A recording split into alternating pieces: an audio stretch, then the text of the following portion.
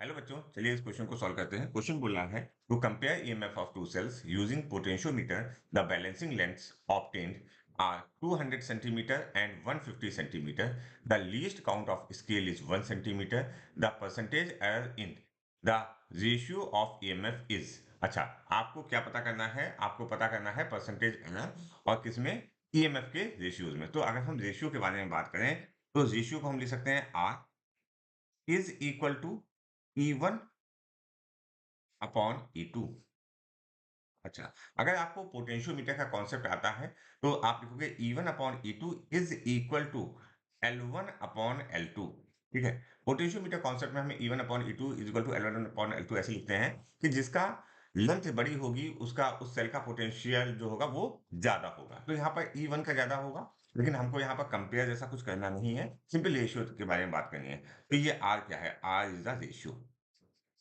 Okay, अब इस case में हमें परसेंटेज एरर के बारे में बात करनी है। ठीक है, और यहाँ पर जो ये दिया हुआ है least count of a scale is, actually में ये क्या दिया हुआ है? ये दिया हुआ है absolute error. This is a absolute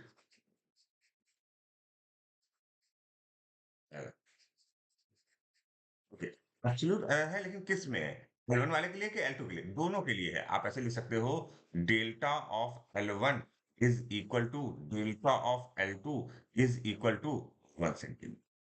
clear होगी बात? अच्छा, अब आप फॉर्मूला लगाओ जो आपने यूनिट एंड डायमेंशंस वाले चैप्टर में एरर्स वाले केस में पढ़ा था।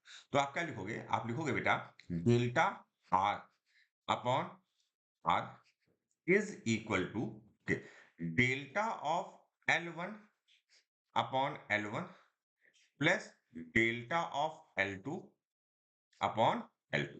ठीक है, सिंपली हम क्या करेंगे? वैल्यूज को रखेंगे। अच्छा, यहाँ परसेंटेज के बारे में बात कर रहे हैं तो आप मल्टीप्लाई 100 भी कर दिए, आपको मल्टीप्लाइड बाई 100 भी लिखना होगा। ओके, वैल्यूज को रखते हैं। अगर आप वैल्यूज को रखोगे तो इस केस में डेल्टा एल की वैल्यू क्या है? 1 सेंटीमीटर है और L1 की वैल्यू 200 सेंटीमीटर है। तो आप लिखोगे 1 अपॉन 200, ओके, प्लस 1 अपॉन कितना? 150 ब्रैकेट क्लोज मल्टीप्लाइड बाई 100।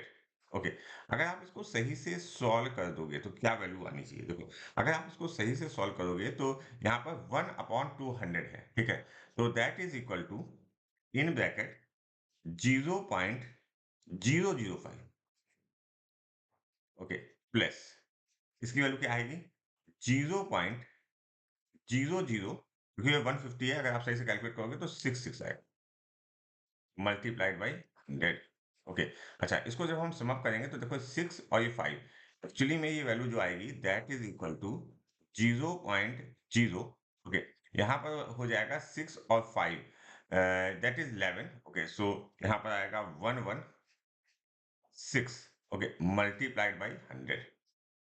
और इस केस में अगर आपने मल्टीप्लाई सही से कर लिया तो आपका आंसर आना चाहिए 1.16। ओके, तो अगर आप 1.16 परसेंटेज, और अगर आप आंसर देखोगे तो इसमें कोई भी आंसर मैच नहीं कर रहा है, बट दिस 1.16 और यू कैन से, क्योंकि यहाँ पर 66 और आएगा तो 1.17 में से कोई एक आंसर यहाँ पर होना चाहिए। ये आंसर गलत यहाँ पर है जो मार्क हुए दिए गए हैं। 1.17 is the correct answer for this question.